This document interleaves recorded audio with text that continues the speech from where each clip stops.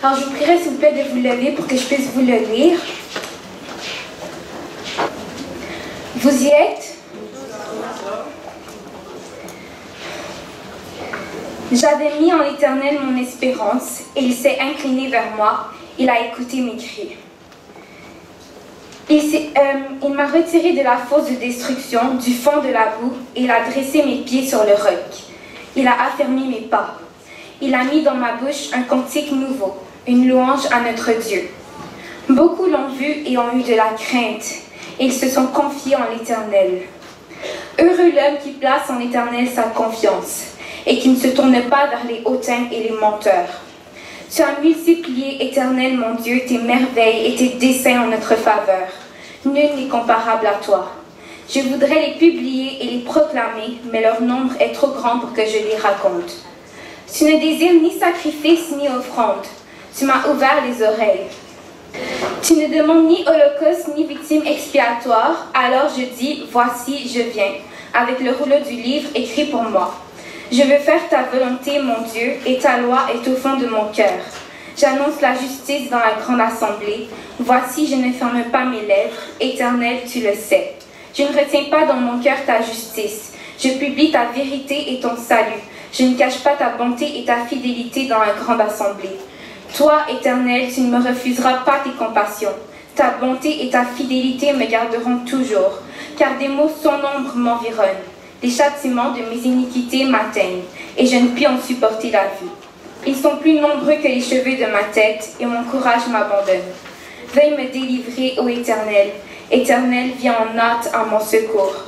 Que tous ensemble ils soient honteux et confus, ceux qui en veulent à ma vie pour l'enlever. Qu'ils reculent et rougissent ceux qui désirent ma perte. Qu'ils soient dans la stupeur par l'effet de leur honte, ceux qui me disent « Ah ah !» Que tous ceux qui te cherchent soient dans l'allégresse et se réjouissent en toi. Que ceux qui aiment ton salut disent sans cesse « Exalté soit l'Éternel ». Moi, je suis pauvre et indigent, mais le Seigneur pense à moi. Tu es mon aide et mon libérateur. Mon Dieu ne tarde pas. Amen. Miséricorde, pardonnez,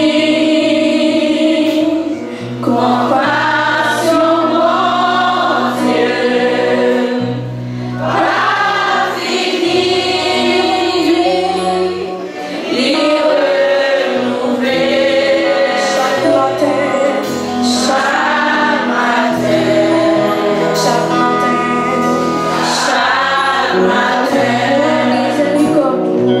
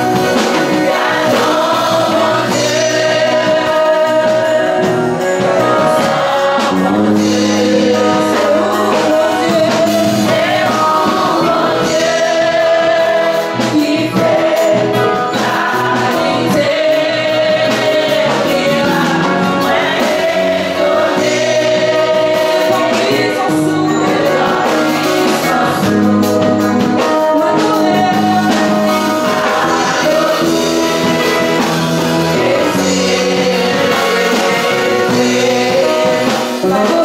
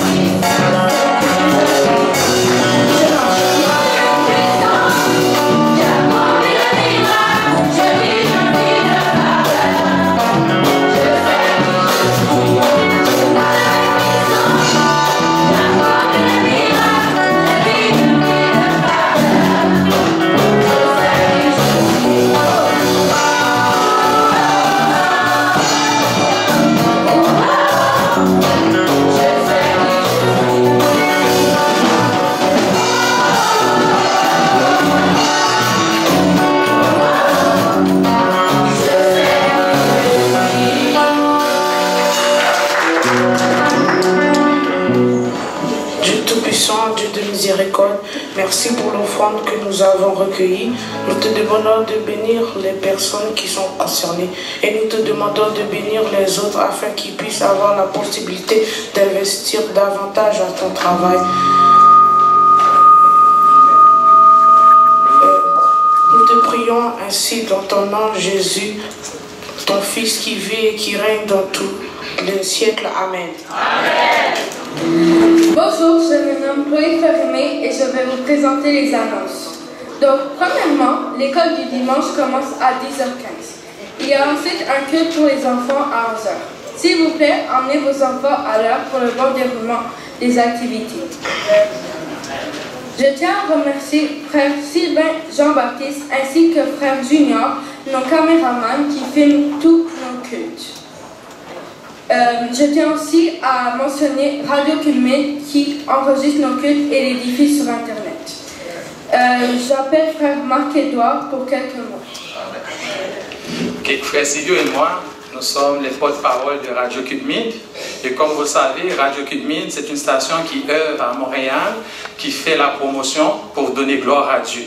Durant l'été 2018, on a eu pas mal de jeunes qui se sont passés à cette station, qui ont fait des présentations à la station de Radio Culmine, et nous ne voulons pas rester sous silence sans souligner ces enfants-là. Donc tout d'abord, comme émission, on avait la sœur Mélissa qui avait fait une présentation à la station le 12 juillet 2018. Nous aimerions que sœur Mélissa puisse passer en avant. Nous savons que c'est Dieu qui récompense. On ne récompense pas les enfants, mais nous autres, on veut juste souligner leur travail, tout ce qu'ils ont fait. Donc, sœur Mélissa, on apprécie tout ce que tu avais fait à la station de Radio Culmine. On a vraiment apprécié. Le PDG de la station te remercie infiniment. Donc, frère Silvio a quelque chose pour toi.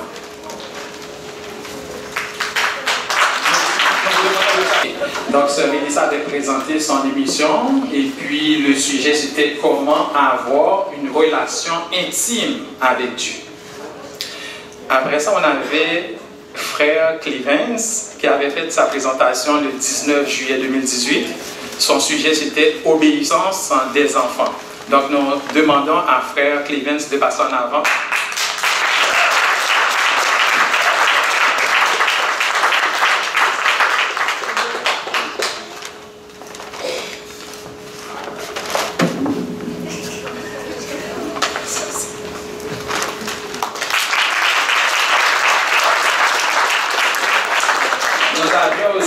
Ma fille Gloria qui avait fait sa présentation le 26 juillet 2018. Le sujet c'était comment donner sa vie à Dieu. Donc, sœur Gloria.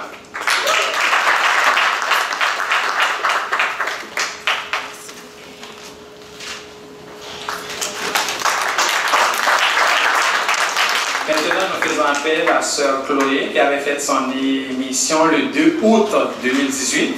Le sujet c'était sur la générosité. Nous faisons appel maintenant à sœur Léa, qui avait fait sa présentation le 9 août 2018. Le sujet, c'était sur la fréquentation. Sœur Léa.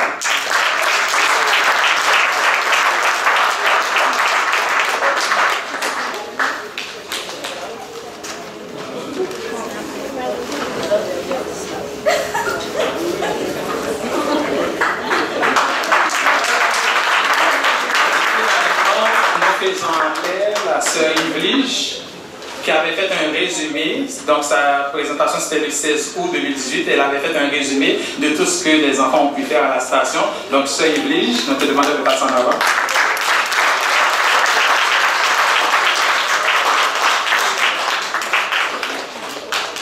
Ok, donc c'est ça, nous voulons souligner et leur passage à la station de Radio Culmine et nous vous promettons que pour l'été 2019, ça va chauffer. Merci. Alors maintenant, on va passer à la deuxième partie du culte avec les témoignages, les solos et les prestations musicales. On va commencer avec la sœur Manuela dans un témoignage. Moi, avant, j'étais une personne qui était très timide. Même parler en public, c'était un problème pour moi. Mais depuis que j'ai accepté Jésus dans ma vie, Dieu m'a aidé à affronter mes peurs. Puis aussi, avec Jésus, j'ai trouvé la paix. Je me sens plus libre. Aussi, Jésus m'a aidé à guérir de mes blessures intérieures. Avant, je vivais de la colère, mais Dieu m'a libérée complètement. Je remercie Pasteur Amos d'avoir toujours été là pour moi, de m'avoir toujours soutenue dans ma marche chrétienne. Je remercie aussi Sœur Yoni d'avoir intercédé pour moi dans la prière, de m'avoir aidé, de m'avoir guidée. Je remercie aussi Frère Chevry, Frère Franz de m'avoir aidé dans la prière. Je remercie aussi les autres personnes aussi qui ont prié pour moi. Aussi, je vous souhaite une bonne année 2019 et puis passer de bonnes fêtes.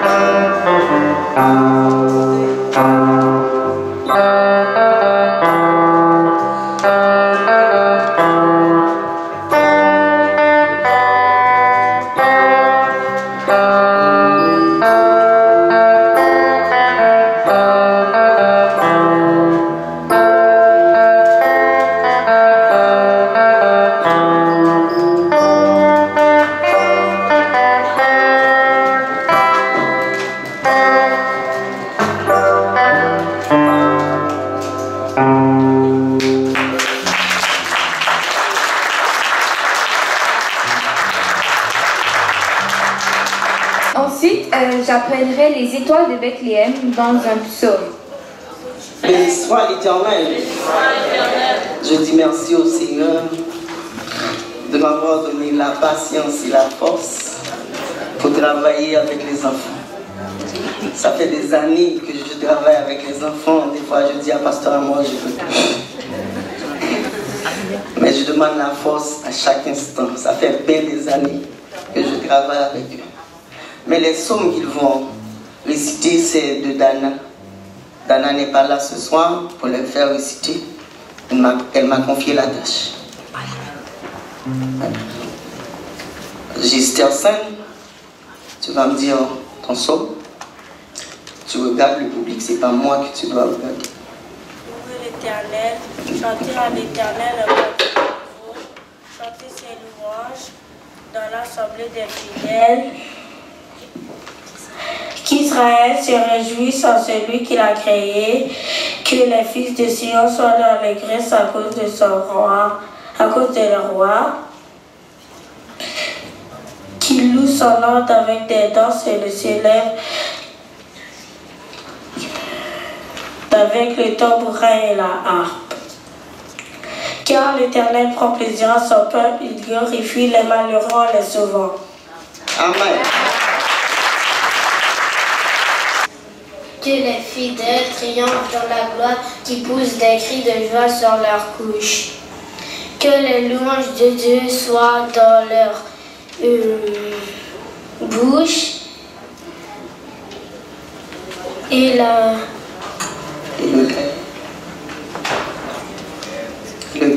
le glaive à deux tranchants dans leurs mains pour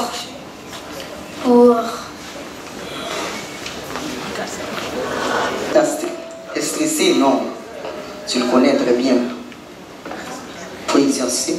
Pour exercer la vengeance sur leur nation, pour châtier leur peuple, pour lier leur roi avec des chaînes et leurs grands avec des ceps de fer, pour exécuter contre eux le jugement qui est écrit. C'est une gloire pour tous ces fidèles. Louez l'Éternel. Amen.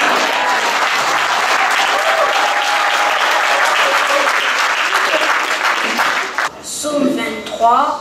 L'Éternel est mon berger, je ne manquerai de rien. Il me fait reposer dans le vert pâturage et me dirige dans les eaux paisibles. Il restaure mon âme, il me conduit dans la santé de la justice à cause de son nom. Quand je marche dans la vallée de l'ombre de la mort, je ne crains aucun mal, car tu es avec moi. Ta houlette et ton bâton me rassurent. Tu dresses devant moi une table en face de tous mes adversaires.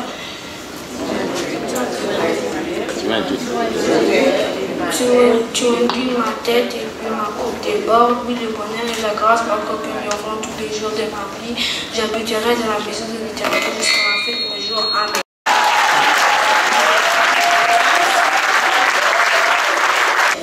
Psaume 47. Vous tous peuples, battez des mains, car l'Éternel est redoutable. Il nous a sujetés des peuples et met des nations sous nos pieds. Il nous choisit notre héritage, l'homme de Jacob qu'il aime. Dieu monte au milieu des cris de triomphe. L'Éternel savons ce son de la trompette. Chantez à Dieu, chantez, chantez à notre roi, chantez.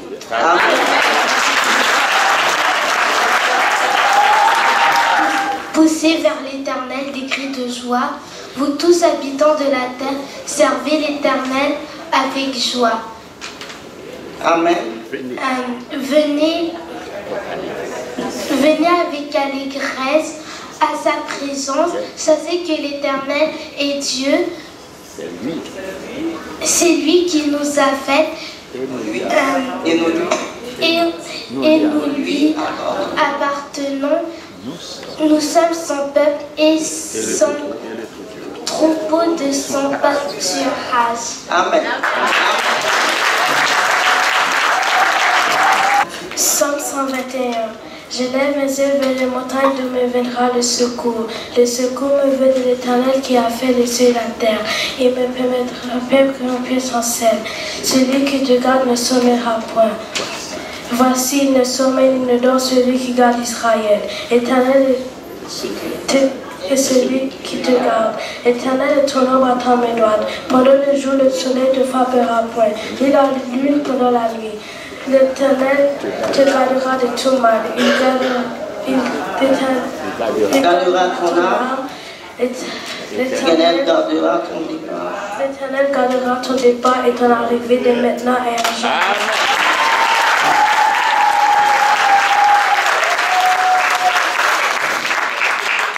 Psaume 150. l'Éternel. Louez Dieu dans son sanctuaire. Louez-le dans l'étendue de sa puissance. Amen.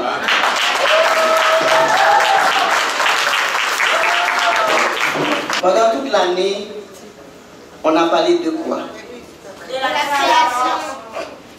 Est-ce qu'on peut me dire le texte d'or?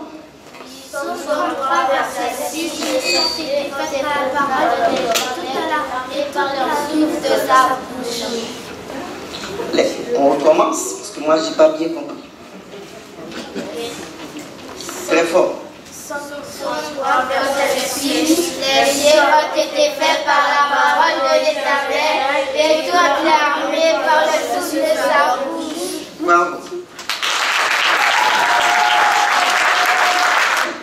Vrai ou faux que c'est Dieu qui a tout créé? Vrai. La lumière a été créée quel jour? Le premier jour. Le quatrième. Non.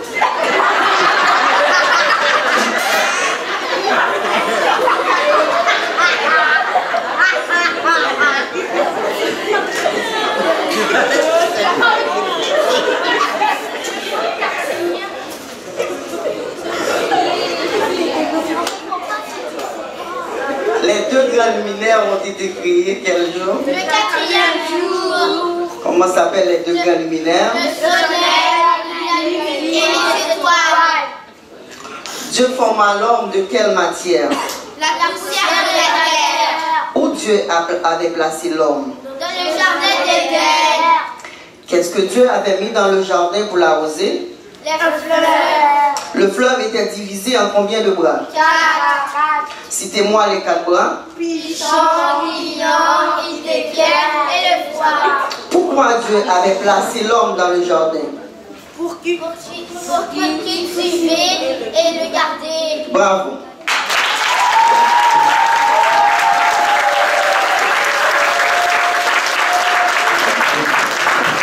Maintenant, nous faisons place à les Ecclésiastes dans un second. Nous allons dire le psaume 118, tous ensemble.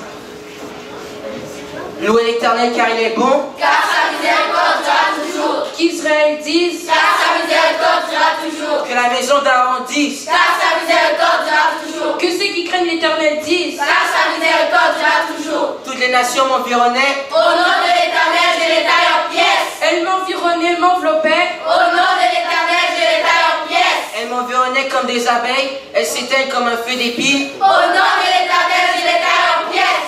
Je ne mourrai pas, je vivrai et je raconterai les œuvres de l'Éternel. Louez l'Éternel car il est bon, car sa miséricorde sera toujours. Amen.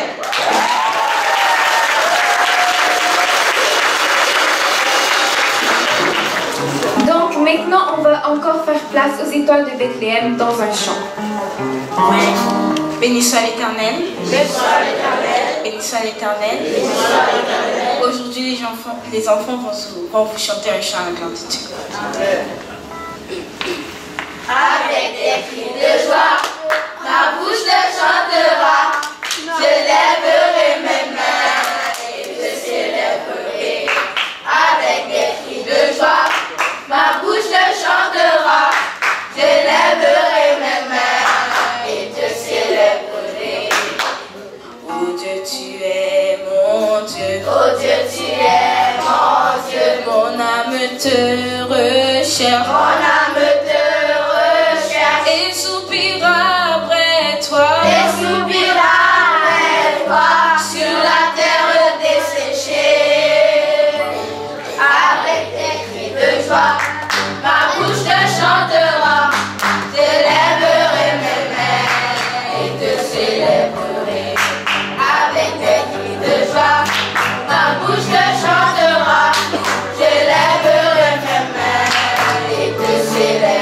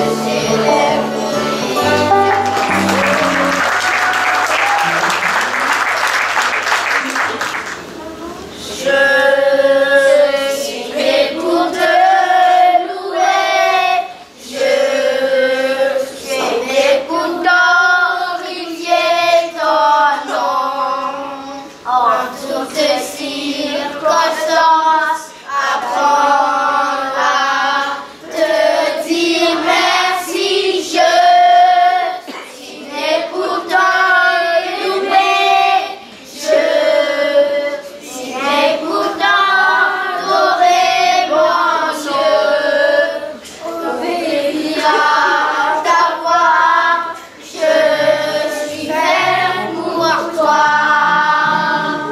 Amen.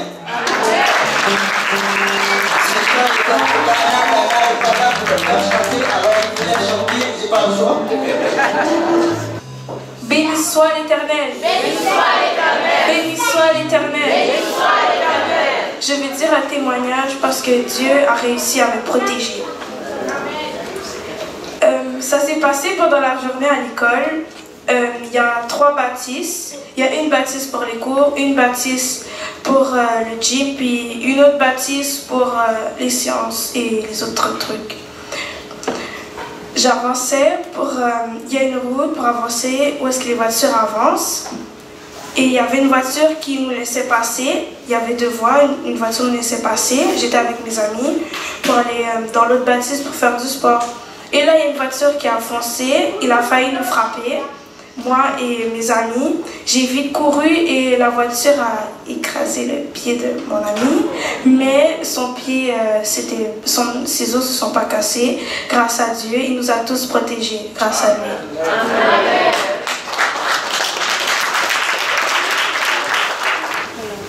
Bonjour, je viens de dire un témoignage. Donc ça s'est passé il y a 2 ans, le 1er janvier 2017. C'était vers 7 h du soir. Je fais de l'asthme, donc l'hiver j'ai souvent un peu de toux. Et ce soir-là j'avais beaucoup de toux. Et puis j'ai dû aller à l'hôpital car je toussais beaucoup. D'habitude, quand je vais à l'hôpital, je reste quelques heures, on me donne des médicaments, puis je peux retourner chez moi. Mais cette fois-ci, je suis restée toute la nuit à l'hôpital, donc j'ai été hospitalisée toute la nuit et jusqu'au lendemain à midi, je suis restée à l'hôpital. Donc, quand je suis sortie, on m'a conseillé d'aller voir un spécialiste pour l'asthme pour m'aider avec mes problèmes parce que j'allais chaque année à l'hôpital à cause de mes problèmes d'asthme. Et puis, depuis ce jour, je suis suivie régulièrement dans une clinique d'asthme pour m'aider avec mes problèmes. Je prends aussi des médicaments et puis mon asthme est presque disparu grâce à Dieu. Amen, alléluia, gloire. Amen, alléluia, gloire. Aujourd'hui, je vais vous chanter Je lève mes yeux vers les montagnes du psaume 121. Je lève mes yeux vers les montagnes, d'où me viendra le secours. Le secours me vient de l'Éternel qui a fait les cieux et la terre. Le secours me vient de l'Éternel qui a fait les cieux et la terre. Il est mon Dieu. Je lève mes yeux vers les montagnes, d'où me viendra le secours. Le secours me vient de l'Éternel qui a fait les cieux et la terre. Le secours me vient de l'Éternel qui a fait les cieux et la terre.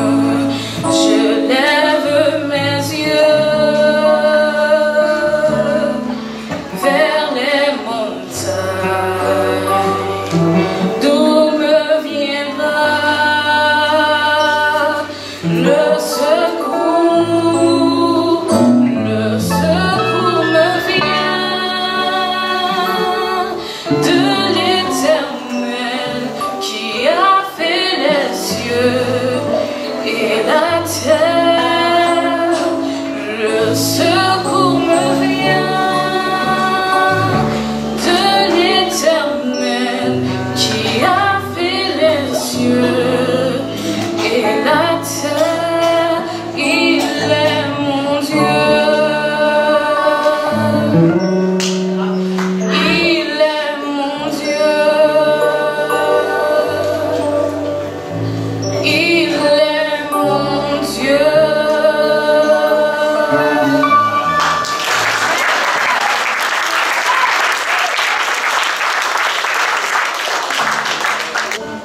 Ensuite, la sœur Léa et la sœur Evelyge peuvent venir faire leur chorégraphie de danse.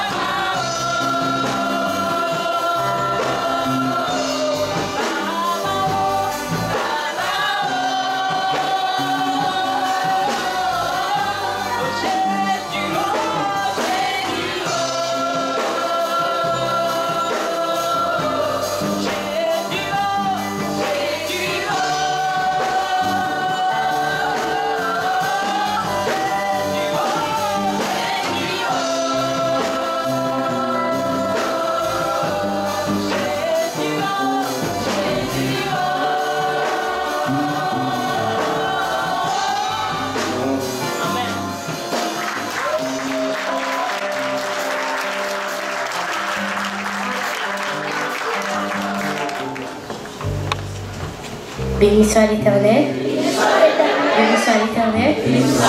Gloire à Jésus. Merci Seigneur. Merci Seigneur. Donc aujourd'hui, ce soir, je vais m'occuper pour faire la louange. Donc je vous inviterai à vous lever et à chanter avec moi. Moi dis goût qui côté c'est moi. Pour pas comprendre, moi t'es fait mon dégain. Moi t'as bien empêché moi bon Dieu. L'homme pour Jésus fait vrai grâce si choisi. Moi dis goût qui côté c'est moi.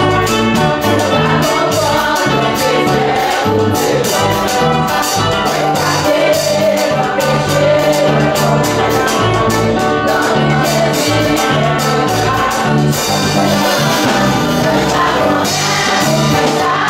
you.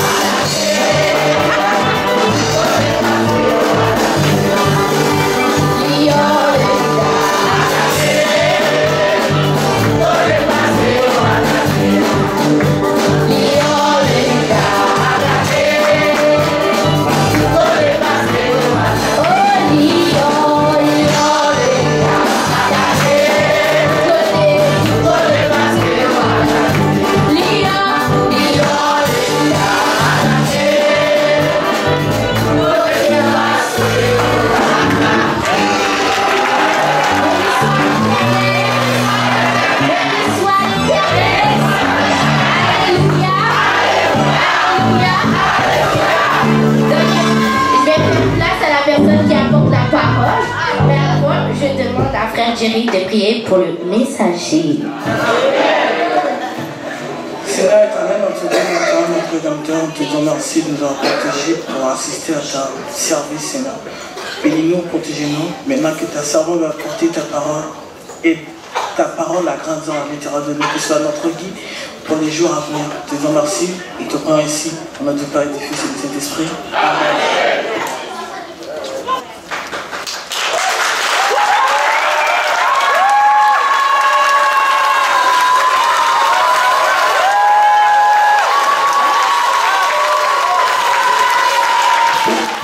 Donc ce soir, je vais vous amener un enseignement. Mais avant tout, avant de commencer, j'aimerais ça prier avant que quoi que ce soit sorte de ma bouche pour être sûr que ce que je dis ne vienne pas de moi mais de l'Éternel.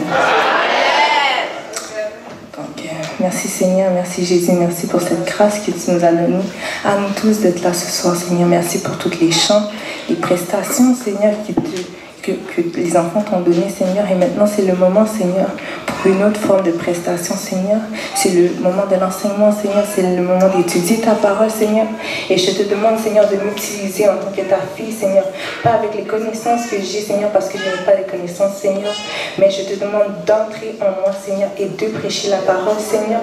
Car personne, Seigneur, ne peut rien faire sans toi. Et je ne peux rien faire sans toi. Mais tu es le seul qui peut me permettre d'amener cet enseignement à tes enfants, à mes frères et à mes sœurs, car c'est comme ça que je te prie au nom de Jésus. Amen. J'espère que vous vous sentez bien. J'espère que vous êtes à l'aise et que vous êtes disposés. C'est un sentiment que j'aime. Des fois, quand tu es assis dans l'assemblée, c'est jamais la même chose. Tu ne t'imagines pas que tu vas être derrière le micro.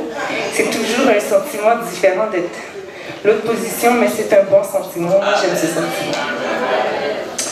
Donc,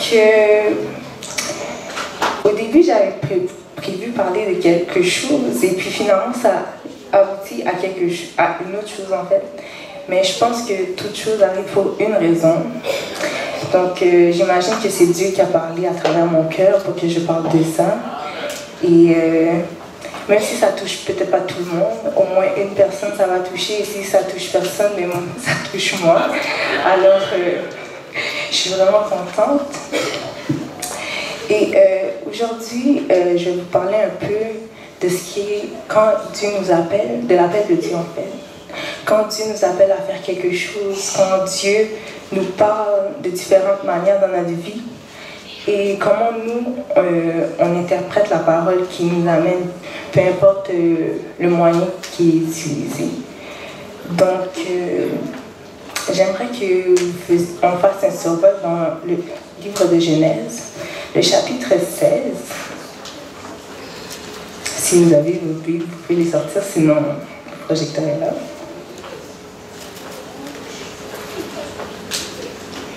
Et puis je vais découper le chapitre en partie par partie, parce que j'aimerais expliquer les différentes parties pour être sûr que tout le monde comprend, pour être sûr qu'on est sur la même longueur d'onde. Amen. Donc, ça dit, Sarah, femme d'Abraham, ne lui avait point donné d'enfant. Elle avait une servante égyptienne nommée Agar. Et Sarah dit à Abraham, voici, l'Éternel m'a rendu stérile. Viens, je te prie, vers ma servante. Peut-être aurais-je par elle des enfants. Donc, dans les deux premiers versets, on voit que, on sait qu'Abraham, Dieu lui avait promis plusieurs choses. Dieu lui avait promis une descendance, mais avant tout, Dieu lui avait promis un enfant. Et puis dans les deux premières versets, on peut voir que Sarah et Abraham sont devant une situation où ils sont un peu malheureux parce que l'enfant n'est pas encore là. Mais Dieu les avait promis l'enfant et ils attendent et ils ne voient pas l'enfant, ils se demandent qu'est-ce qui se passe. Donc la première étape, ils sont devant une souffrance, une mise en situation. Et ça c'est la première étape de l'appel de Dieu. Quand Dieu nous appelle, il ne va pas nécessairement nous appeler à travers une voix sombre pendant la nuit ou à travers une révélation. Des fois, souvent il va nous appeler à travers une souffrance. Et il n'y a jamais une souffrance qui est bonne, il n'y a jamais personne qui veut rester dans la souffrance. Et le but, c'est de sortir de la souffrance et c'est Dieu qui peut nous permettre de sortir de la souffrance. Donc ici, Abraham dans le temps, et Sarah étaient devant un problème, ils n'ont pas encore d'enfant. Mais Dieu les avait déjà promis l'enfant. Et l'appel de Dieu, je peux le comparer ça à une mission. Dieu nous donne à chacun d'entre nous une mission. Et puis Dieu nous donne déjà le prix. Mais si on n'est pas, si on est trop faible, si on n'a pas un cœur assez brave pour relever la mission, ça peut arriver que la route que Dieu avait tracée pour arriver au but soit détournée. Et c'est ce qui arrive dans le prochain verset, quand Sarah dit, alors Sarah, femme d'Abraham, prit Agar l'Égyptienne, sa servante, et la donna pour femme à Abraham, son mari, après qu'Abraham eut habité 10 années dans le pays de Canaan. Donc, malgré que Dieu avait promis quelque chose à Sarah, dans le fond, Dieu lui avait seulement dit à Sarah, attends que je te donne l'enfant. Mais Sarah n'a pas voulu attendre. Sarah voulait l'enfant maintenant. Elle ne voulait pas attendre. Alors Sarah a dit, bon, l'enfant n'est pas encore là, je vais me débrouiller tout seul. Elle a dit à Abraham, va voir Agar. Il va lui donner un enfant. Mais ce n'est pas ça que Dieu avait dit à Sarah. Dieu avait dit à Sarah, attends et je vais te donner ton enfant. Alors, Dieu, la mission de Sarah avait déjà commencé. Et maintenant que Sarah avait pris sa voie à elle, il y a un recalcul en cours. Je ne sais pas si vous avez déjà utilisé un GPS pour vous rendre quelque part. Et puis le moment où vous utilisez votre voie, mais que ce n'est pas le GPS qui vous a dit tourner à droite, il y a un recalcul en cours. Et maintenant, peut-être vous rendre à tel endroit, peut-être ça allait vous prendre 17 minutes, mais maintenant ça vous prend 34 minutes. Mais vous ne pouvez pas le faire en moins que de 34 minutes parce que vous avez pris une voie qu'on ne vous a pas dit de prendre. Et c'est ce qui arrive à Sarah. Dieu n'avait pas dit à Sarah ou pas dire à Agar de faire un enfant avec Abraham, mais c'est ce qu'elle a décidé pour elle. Et maintenant, il y a un recalcul en cours. Dieu est en train de recalculer la route. Et maintenant, l'enfant, peut-être, va venir plus tard. Et sûrement, dans la route qu'elle a prise maintenant, elle va rencontrer d'autres choses qu'elle n'aurait pas rencontrées au départ. Et là, c'est d'autres problèmes, d'autres souffrances, souffrance x2, pleurs x2, colère x2. Et ça, aussi, à ce moment-là, ça demande une force x2. Et on peut le voir quand, finalement, si on continue, au verset 4, ça dit, il alla vers Agar et elle devait enceinte. Quand elle se vit enceinte, elle regarda sa maîtresse avec mépris. Donc, tu possèdes une esclave, tu possèdes, Sarah possédait Agar et Sarah était la maîtresse d'Agar. Et quand tu es le maître de quelqu'un, quand tu es en position de supériorité, il y a pas, la personne qui est inférieure n'est pas supposée te regarder avec mépris. Et puis c'est ça que Agar, elle a fait, elle regarde Sarah avec mépris comme si, oh moi je peux donner un enfant à Abraham mais pas à toi. Et puis ce sentiment ne fait pas bien à Sarah évidemment. Donc elle ressent toutes sortes d'autres sentiments, la colère, le mépris justement. Et puis il y a plusieurs autres sentiments qui puissent se passer par sa tête et ça c'est une autre souffrance justement. Donc là, elle a besoin de encore plus de force pour surmonter l'épreuve. Et là, la mission devient de plus en plus dure. Et là, Sarah se demande est-ce qu'elle va arriver au bout de la mission. On ne sait pas. Il faut on va continuer. Et puis là, après finalement, Agar, quand Sarah a vu que Agar la regardait avec mépris, Sarah est allée se plaindre à Abraham. Et elle lui dit... tu vois, je t'ai dit d'aller lui donner un enfant et maintenant regarde qu'est-ce qu'elle me fait, elle me méprise. Et qu'est-ce que Sarah a décidé de faire? Elle a décidé de maltraiter Agar. Elle a décidé de la chasser et Agar est partie s'enfuir dans le désert parce qu'elle s'est sentie offusquée. Et maintenant, vous voyez par le chemin, les actions de Sarah, c'est là maintenant que la mission d'Agar commence. Parce que Agar, comment Sarah la maltraite, elle souffre. Et maintenant, elle va faire appel à Dieu, Dieu va faire appel à Agar d'une manière. Et maintenant, c'est à Agar de décider si oui ou non elle décide de répondre à l'appel. Et ne pas répondre à l'appel de Dieu, c'est pas comme ne pas répondre au téléphone à la maison. Des fois, quelqu'un nous appelle à la maison et on n'a pas le temps de répondre à l'appel parce qu'on est occupé, on a d'autres choses à faire ou on n'a pas envie de parler pour l'instant. Mais quand Dieu nous appelle, on n'a pas d'autres choses à faire. On serait supposé d'être devant le téléphone spirituel et attendre que Dieu nous appelle, que Dieu nous donne une mission. Et quand Agar est partie dans le désert, je ne pense pas qu'Agar savait que Dieu allait l'appeler, mais Dieu l'a appelé. Et Dieu ne nous appelle pas de la même façon pour chacun d'entre nous. Dieu va vous appeler d'une manière et il va appeler le frère d'une manière, il va appeler la sœur d'une manière, mais ce n'est pas la manière que l'appel est fait qui est important, mais c'est est-ce que tu vas répondre à l'appel de Dieu. Donc Dieu a appelé, pendant que Agar était en train de pleurer dans le désert, Dieu a envoyé un de ses anges et l'ange de l'Éternel lui dit « Retourne-toi vers ta maîtresse et humilie-toi sous sa main. » Donc la mission de Agar a commencé. C'était le déclenchement. Ça a commencé, le compte à rebours a commencé.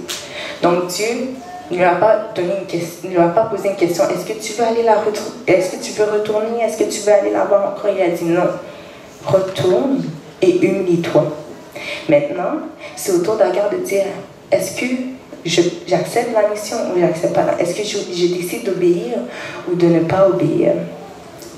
Donc, Dieu, après lui avoir donné l'ordre, Dieu lui dit, l'ange de l'Éternel lui dit, voici, tu es enceinte et tu enfanteras un fils à qui tu donneras le nom d'Ismaël, car l'Éternel t'a entendu dans ton affliction. Il sera comme un âne sauvage, sa main sera comme tous, et la main de tous sera contre lui, et il habitera en face de tous ses frères. Donc, Dieu lui a dit c'est quoi le prix. Dieu lui a promis des choses. Et maintenant, Agar est devant une situation où elle peut se dire, mais tu as promis à Sarah un enfant, l'enfant n'est pas encore là, donc pourquoi je devrais croire les promesses que tu mets sur ma vie? Ou elle peut juste décider d'avoir foi et se dire, ok, je vais retourner et puis je vais aller m'humilier. Et puis maintenant, c'est la décision, c'est comme une décision qu'Agar prend, soit j'ai la foi et je retourne, je vais me soumettre parce que, puis on pense souvent que la soumission c'est une faiblesse, mais au contraire la soumission c'est une force. Elle est capable de retourner et s'humilier devant sa maîtresse qui vient nous maltraiter, mais retourner quand même, c'est une force. Alors Agar a dit, elle a dit j'ai foi Dieu, alors elle est retournée et elle est allée s'humilier. Et voilà, Dieu a utilisé Agar à travers cet appel, un petit appel que souvent on peut banaliser, un petit appel comme oh, on nous demande de faire des choses, qu'est-ce que ça va changer dans ma vie, ou qu'est-ce que ça va changer dans la vie d'un tel, ou qu'est-ce que ça va, quel impact ça va m'amener, qu'est-ce que ça va me donner. Mais des fois, tellement qu'on n'est pas assez attentif, mais Dieu nous dit toujours ce qu'il nous promet. Il nous dit toujours, si tu fais ça, je vais te donner ça. Et tout ce qu'il dit, ça va s'accomplir. Et puis, Agar, elle a été attentive, elle a écouté. Et des fois, on va nous dire de faire quelque chose, Dieu va nous appeler à faire quelque chose, mais parce qu'on a l'impression que c'est petit, c'est rien, alors on ne le fait pas. C'est parce que des fois, on n'a pas envie de le faire parce que on n'est pas assez brave. Alors on se dit, Dieu, je ne suis pas sûre que j'ai envie de faire ça. Et pourtant, quand on se retrouve dans la bénédiction qui est promise à la fin, on regarde que tout ce que la souffrance qu'on a subie pendant l'appel était tellement banale, c'était tellement petit comparé à la bénédiction que Dieu nous amène. Et comme je disais, Dieu se démontre différemment à travers de nous. Et au verset 11, on voit qu'est-ce que Agar aurait manqué si elle aurait juste dit, ben non Dieu, moi j'ai pas la foi, ou je crois pas à ce que tu me dis, ou j'ai peur, j'ai pas envie, ou j'ai l'orgueil, ou peu importe. Mais elle a tout mis ça de côté et s'est soumise à la volonté de Dieu. Et cet appel-là, c'est qu'est-ce que Dieu nous amène à être, ou ce que Dieu nous amène où ce que Dieu veut que nous soyons. Et quand Dieu nous fait part de son appel, quand Dieu nous fait part de son appel, il s'attend aussi à ce qu'on travaille un peu de notre côté. C'est pas Dieu est capable de tout, mais Dieu ne va pas faire tout. On va commencer le bout de chemin. On va obéir à sa parole, obéir à ses commandements. Et puis Dieu va dire, parfait, mon enfant travaille pour moi. Parfait, ok, tu as commencé, maintenant donne-moi le reste. Je ne sais pas si... moi, ça m'est déjà arrivé souvent. Des fois, quand j'étais jeune, qu'est-ce que je faisais? J'étais quand j'étais plus petite. Oui, quand j'étais plus petite, j'économisais de l'argent. Je travaillais pas encore, j'économisais un petit $2, un petit $3. Et puis là, je dis oui, ok. Des fois, en même temps, tu aurais voulu acheter quelque chose. Mais là, après, tu n'as pas assez d'argent pour acheter. Donc là, tu te résignes, tu te dis, ok, ben, je vais acheter ça à la place. Et puis là, ton parent, ta mère ou ton père, ils arrivent et ils disent, ok, je vois que tu as travaillé pour économiser ton argent, alors qu'est-ce que je vais faire? Donne-moi ton $3. Et puis moi, je vais mettre $20 dessus. Comme ça, tu peux avoir qu'est-ce que tu as besoin. Et puis là, toi, tu t'attendais pas à ça. Tu es comme, waouh, merci mamie, merci papi.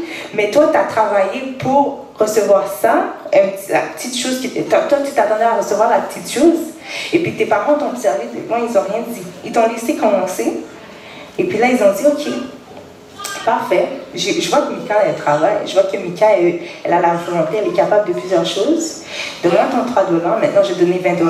Et la prochaine fois que tu auras $20, moi je vais mettre $40. Et la prochaine fois que tu auras $40, je vais mettre $100. Et c'est la même chose que Dieu fait. On commence par les petites choses. On commence par prier. On commence par reconnaître qui est Dieu. On commence par mettre sa foi. Et puis Dieu dit, ok, parfait, maintenant je te donne ça. Maintenant qu'on a ça, on passe à la prochaine étape. Et puis Dieu dit, ok, maintenant je te donne x2. Et puis c'est pour ça que c'est important d'être attentif à l'appel de Dieu. Parce que des fois, quand Dieu nous appelle, on est dans la souffrance, c'est là que tout le monde veut nous donner des conseils. Tout le monde veut mettre leur grain de sel dans nos histoires. Tout le monde est docteur, tout le monde est infirmier, tout d'un coup, quand on est dans la souffrance. Mais au contraire, c'est dans le monde spirituel qu'on devrait faire plus attention à ce que les gens nous disent. Quand, exemple, on est malade, puis on va essayer de calculer qui je vais écouter, les personnes qui me disent des conseils, qui je ne vais pas écouter. Et c'est sûr que si le docteur nous dit prenez ces médicaments-là 2 fois par jour pendant 2 semaines, on va écouter le docteur, mais on ne va pas écouter en même temps la personne qui ne se connaît moins dans la matière, parce que le docteur, c'est son expertise, on va dire.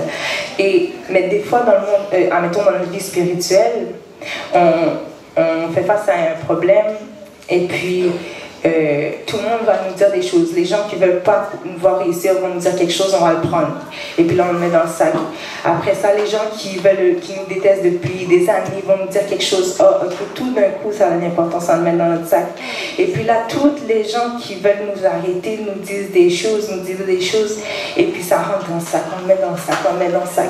Et puis le sac est lourd. Et puis finalement, on se dit, oh, mais attends, je vais essayer de voir qu'est-ce que Dieu dit, mais il n'y a même plus de place dans le sac, parce que c'est tellement rempli de ce que les autres ont dit de nous, de ce que les gens pensent de nous, puis nous on dit, ok, ben c'est ça que je suis, alors on le met dans le sac. Puis là, quand on arrive pour mettre seulement la parole de Dieu, qui devrait être la seule place dans notre sac, il n'y a plus de place. Alors on se dit, bon, il n'y a plus de place. Alors je vais le mettre de côté, je vais le mettre sur mon lit, je vais le prendre une autre fois, j'ai besoin de mon sac. Et mais ton sac est lourd, vraiment lourd. Alors que si à la place, tu n'avais pas pris tout ce que les gens avaient dit autour de toi, et tu avais écouté ce que Dieu t'avait dit, et tu avais seulement pris la parole et tu l'avais mis dans ton sac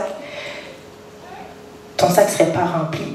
Ton sac serait seulement rempli de la parole de Dieu, mais pas des commentaires négatifs de l'extérieur. Et c'est pour ça que c'est important quand on est dans un moment de souffrance, quand on est dans une difficulté, de faire attention à ce qu'on met dans notre sac.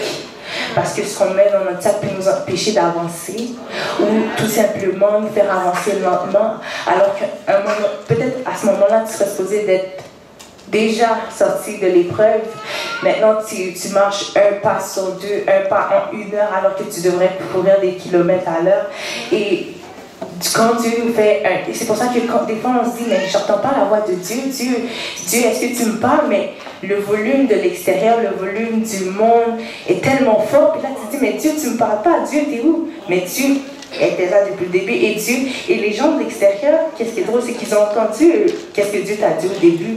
C'est pour ça qu'ils ont commencé à parler fort. Ils ont dit, oh, ok, moi, je vois quel potentiel que tu as. Parfait. Moi, je vais parler un petit peu plus fort. Et puis, 5 personnes commencent à parler fort, 6 personnes parlent fort. Mais Dieu, malgré qu'il a une grande voix, oui, mais tellement que le volume du monde est fort dans nos oreilles, on cherche la voix de Dieu, mais on ne l'entend pas alors qu'il nous crie depuis le début, mais on n'est pas attentif. Et c'est important d'être attentif à la voix de Dieu. Et puis, dans le fond, qu'est-ce qui est important dans ce genre, dans les moments difficiles? Il faut savoir être obéissant à Dieu. Parce que quand on n'est pas obéissant à Dieu, on se retrouve justement dans des situations où on n'aurait pas voulu être. Et en obéissant à Dieu aussi, Dieu nous révèle des choses plus à peu.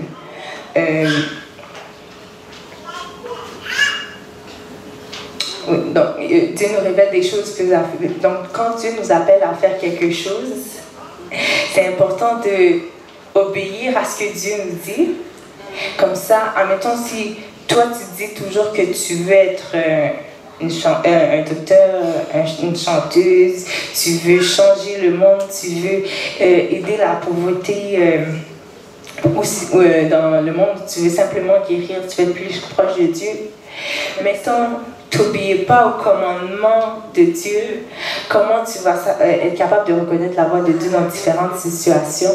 Comment tu vas pouvoir entendre la voix de Dieu quand, admettons, Dieu te parle à l'école mais d'une façon différente, ou quand il te parle à l'église d'une façon différente, ou quand il te parle au travail d'une façon différente.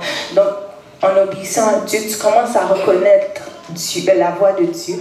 Et des fois, je ne sais pas si ça vous arrive, mais des fois, on est dans la rue et on entend la voix de quelqu'un, mais on reconnaît la voix. On dit, oh, ça c'est Serentel, ça c'est Serentel, et puis on cherche à gauche, à droite. Et ça devrait être la même chose quand Dieu nous parle, quand Dieu nous dit quelque chose. Depuis qu'il nous dit quelque chose, oh, ça c'est Dieu qui me parle, c'est sûr. Donc, en obéissant à sa parole, on s'habitue à la voix qui nous souffle à l'oreille. Peut-être que ce n'est pas au sens propre du terme souffler à l'oreille, mais c'est une parole qu'il va mettre dans le cœur d'une sœur et la sœur va nous dire la parole. Ou sinon, c'est peut-être même dans un rêve, ou sinon, tu lis la Bible et puis Dieu se révèle à travers la Bible.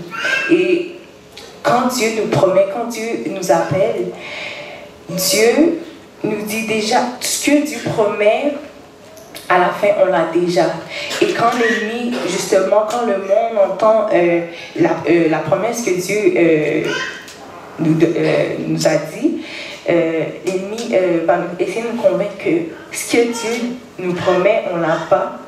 Ce que Dieu a dit, c'est pas vrai. Et Dieu va essayer de nous amener dans une dimension qui n'est pas la dimension que Dieu voulait qu'on soit. C'est pour ça que c'est important vraiment de dire à l'ennemi que comment on se sent à l'intérieur, admettons, dans les moments de souffrance ou dans les moments de questionnement. C'est pas, admettons, qu'est-ce qu'on sait.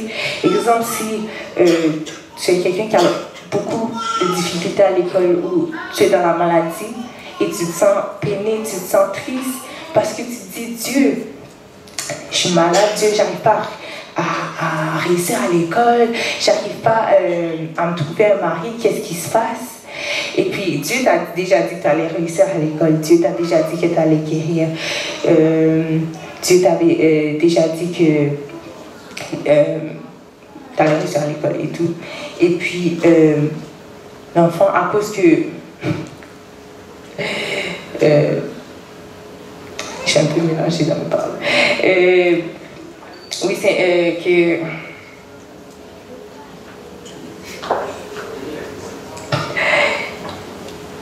oui, que justement, à cause que l'ennemi nous dit que tu dis que Dieu n'est pas là pour que Dieu n'est pas là pour... finalement, qu'est-ce que Dieu t'a promis, c'est pas ça. Et puis là, tu te sens peiné en dedans de toi, tu te sens en colère parce que tu te dis, waouh, Dieu, comment t'aurais pu me faire ça à moi? Et puis, tu ressens toutes sortes d'émotions, mais il faut se rappeler que comment on se sent, c'est parce qu'on sait, même si on se sent triste, admettons d'être malade, même si on se sent découragé de penser qu'on ne peut pas réussir, tu peux savoir, ok, ouais, je ne réussis pas maintenant ou je suis malade, Dieu, c'est dur sur la conscience, mais ça a un prix, cette souffrance-là. Je sais qu'à la fin, après toute cette souffrance-là, la promesse m'est promise. Et plus la souffrance est dure, plus la promesse est grande, plus la souffrance va être grande parce que l'ennemi va essayer de bloquer. Parce que lui aussi, il est dans une mission. Lui aussi, il se dit, bon, moi, je vais essayer de te bloquer. Donc lui, il vient mettre des choses sur ta voie. Et puis, les souffrances deviennent 2 fois plus dures. Il va te chuchoter des affaires à l'oreille. Il va te dire, comme Sarah, il va te dire d'aller enfanter Agar. Et puis, c'est pas ça que Dieu t'avait dit. Alors, les souffrances sont doubles. Et puis là, tu te sens troublé parce que là, le chemin est plus sombre. Mais comment tu te sens? C'est parce que tu sais. Et c'est important de s'en rappeler. Mais c'est aussi important de l'appliquer. Exemple, ok, je me sens triste. Parfait, on va prier. Parfait, Dieu, on prend cette parole-là, on la met de côté parce que je sais que comment je me sens, justement, c'est parce que je sais. Parce que tout ce que tu m'as dit, c'est la vérité et tout ce que tu dis va s'accomplir. Et souvent, on oublie l'importance de l'appel. Souvent, on se dit, bon, Dieu t'appelle à peut-être nettoyer l'église. Dieu t'appelle à garder l'enfant à quelqu'un. Et tu te dis, bon, je vais nettoyer l'église. Dieu, qu'est-ce que tu veux que je fasse avec ça? Puis on s'attend à ce que ce soit une grande œuvre, puis qu'on reçoive des applaudissements. On s'attend à ce qu'on reçoive toutes sortes de gratitude, de remerciements, de compliments. Mais à travers notre mission, Dieu nous transforme. Dieu nous nettoie spirituellement. Et puis, comment Dieu t'a transformé, d'autres personnes vont te regarder et vont dire, waouh, si Dieu est capable pour cette personne-là, Dieu est capable pour moi aussi. Et une fois, j'ai entendu dans une prédication une parole, et cette parole-là, je la garde tout le temps avec moi parce que j'ai vraiment foi que, pas seulement pour moi, mais pour tout le monde qui croit en Dieu, cette parole-là va s'appliquer dans leur vie. Et le prédicateur avait dit dans sa prédication que Dieu fera de toi un témoignage. Et puis, Dieu va t'utiliser pour... Peut-être tu ne le sais même pas, mais Dieu va t'utiliser pour montrer l'exemple à d'autres personnes qui sont dans la souffrance et ils se disent, oh mon Dieu, mon Dieu, on a le même Dieu, est capable de faire ça pour elle. Pourquoi mon Dieu ne serait pas capable de le faire pour moi aussi? Parce que c'est comme, admettons, vos parents, admettons, si tu dis, si mon père peut donner ça à ma soeur, mon père peut le donner à moi aussi. Et c'est la même chose avec Dieu. Si Dieu est capable de guérir telle personne, aussi Dieu est capable de délivrer telle personne. Il y a des gens qui ont vécu des accouchements difficiles et puis il y en a, puis ils se sont dit, et Dieu les a aidés dans leur accouchement dur, des accouchements où tu entends le témoignage, j'étais comme waouh, ça c'est incroyable, ça c'est sûr que ça vient de Dieu, cette délivrance-là. Et puis là, quand tu te retrouves dans la même situation, tu es comme ok, oui, ça fait mal, mais Dieu a guéri cette sœur-là aussi, alors Dieu va me guérir aussi. Parce que c'est pas parce que telle personne a fait ce nombre d'études ou telle personne a ce nombre de richesses que Dieu va leur accorder plus d'importance. Dieu aime tout le monde, peu importe les péchés, peu importe d'où tu viens, peu importe qui tu es et ta richesse, peu importe quel ton niveau d'éducation, Dieu nous aime de la même façon. Et c'est applicable aussi, admettons, les enfants à l'école. Quand, admettons, tu vois quelqu'un, puis tu te dis, waouh, j'aimerais tellement ça être comme ça, mais comme Dieu, pourquoi tu ne me donnes pas ça? C'est pas parce que tu n'es pas encore rendu là que Dieu t'aime pas. Dieu va te bénir d'une autre façon et il va te bénir peut-être même encore mieux. Et c'est pour ça que il ne faut pas banaliser quand Dieu nous appelle parce qu'on se dit, ben je vais juste faire ça, je vais juste faire ça.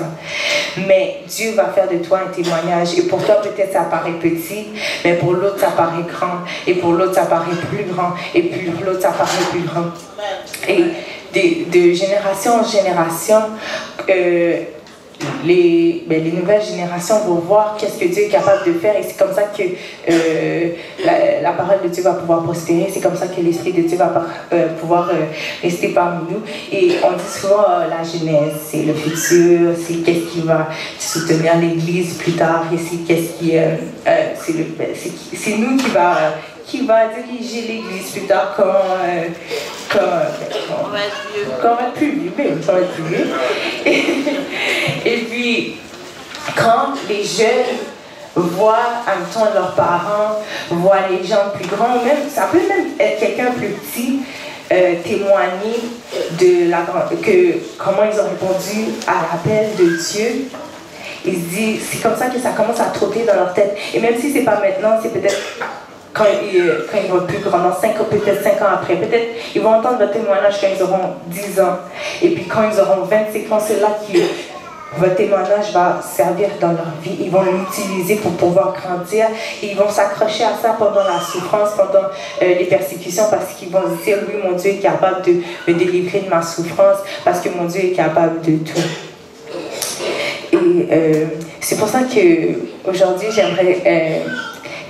L'appel de Dieu, c'est quelque chose qu'on parle souvent, mais c'est quelque chose qu'on doit se rappeler parce que quand Dieu nous appelle et qu'on ne répond pas, souvent on oublie que Dieu ne nous appelle pas juste pour nous appeler parce qu'il n'y a rien à faire, mais Dieu nous appelle parce que vraiment Dieu nous amène à être quelqu'un d'autre, Dieu nous amène à un autre endroit et en ne répondant pas à l'appel, peut-être que le témoignage que en tant que personne tu serais devenu, c'est bloqué pour l'autre personne qui aurait été bénie dans ton témoignage. Et ce soir, j'aimerais ça que c'est comme une prise de conscience de est-ce que j'ai refusé l'appel de Dieu à certaines fois. Des fois, peut-être Dieu m'a appelé à faire certaines choses et puis j'ai pas répondu à l'appel, peut-être j'ai juste dit bon Dieu, j'ai pas le temps aujourd'hui, je vais aller dormir, je vais aller faire demain. Mais en faisant ça, non seulement tu donnes la chance à l'ennemi de remplir ton sac de mauvaises choses, mais aussi tu ralentis l'endroit où tu voudrais être. Peut-être tu aurais voulu être quelque chose, mais parce que tu n'es pas attentif à l'appel de Dieu, tu n'es pas encore ce que tu voudrais être. Présentement, tu stagnes sur place. Et je me souviens, un jour, Annie avait prêché dans un jeûne de jeunesse. Si tu restes trop à côté de l'arbre et tu admires l'arbre, et puis, oh, il y a une pomme ici, il y a une pomme ici, mais pourtant, tu devrais être bien loin dans ta course. C'est un temps perdu. Et plus que tu perds du temps, plus que l'ennemi amène les choses. Et puis là, au lieu de juste rester sur place, maintenant tu recules. Et tu recules. Et tu recules. Et maintenant, c'est même plus des souffrances qui font x2, c'est des souffrances qui font x10, x100. Et maintenant, tu te dis, oh, waouh, j'ai perdu tout ce temps-là. Maintenant, qui je suis? Tu ne sais pas qui tu es. Tu ne sais pas qu'est-ce que tu as fait de ta vie, ou qu'est-ce que tu as apporté, ou qu'est-ce que tu as changé. Mais depuis le début, Dieu t'avait appelé, Dieu t'avait dit, tu vas faire ça et je vais te donner ça. Et puis là, tu te dis, waouh, Dieu, j'aurais dû t'écouter. Donc, ce soir, j'aimerais que ce soit, avant d'aller dormir ce soir, que vous vous dites, Dieu, est-ce que tu m'as appelé d'une certaine façon? Est-ce que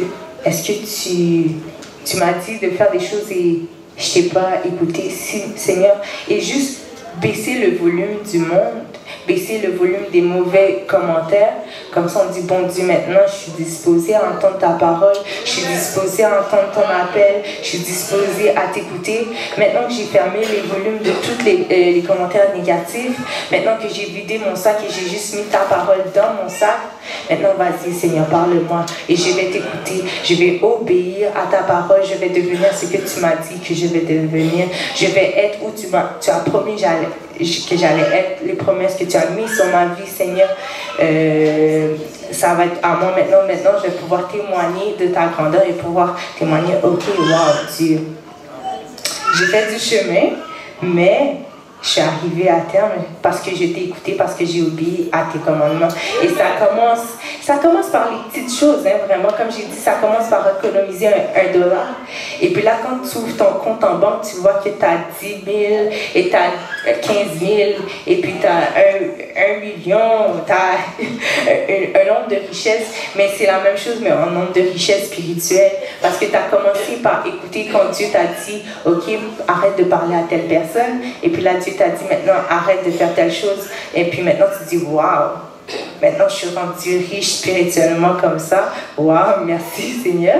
Maintenant je me sens comblée, de bonnes choses, mais pas comblée de lourdeur, de mauvais commentaires, mais bien comblée de ta parole, comblée de tes richesses, comblée de tes bénédictions.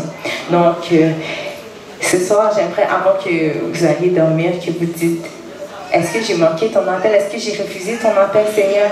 Est-ce que tu m'as appelé et je ne t'ai pas répondu? Est-ce que je suis vraiment la personne que tu veux que je sois aujourd'hui? Et si je ne le suis pas encore, Seigneur, où tu m'appelles à être maintenant? C'est quoi la prochaine étape? C'est quoi le prochain pas? C'est comme le GPS quand il vous dit de tourner à droite, prendre telle rue, dit maintenant Dieu, je suis arrivé à telle intersection, maintenant où je dois tourner, où je dois aller. Qu'est-ce que je dois faire? Et quand tu vas arriver à destination, que Dieu dit voilà, tu es arrivé à destination, tu vas tourner à gauche, tu vas tourner à droite et tu vas voir les promesses de Dieu, puis ça va faire wow, merci Seigneur. Merci.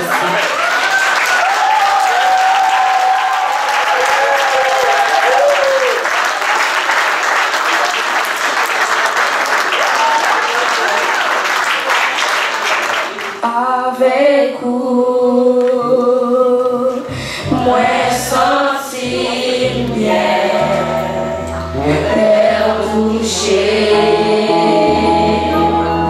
non moi tressaillir, moi fléchir dans l'âme, au bon amour.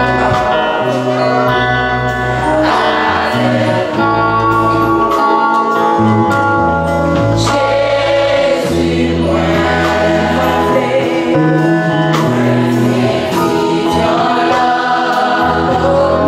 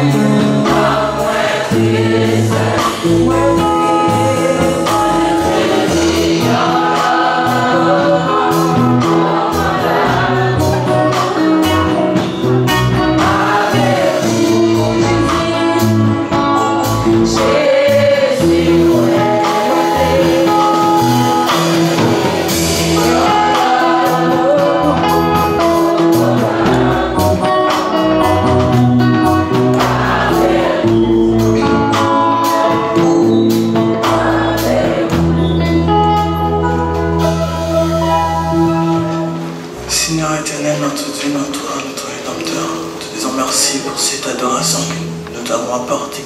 Merci pour la parole que tu nous as donnée pour qu'il soit demeuré entre l'intérieur de nous, qu'il soit notre guide, Seigneur. Maintenant que la service et la soirée soient terminés, protégez-nous sur la route, guide-nous, sois notre guide, Seigneur. Protégez-nous, Seigneur.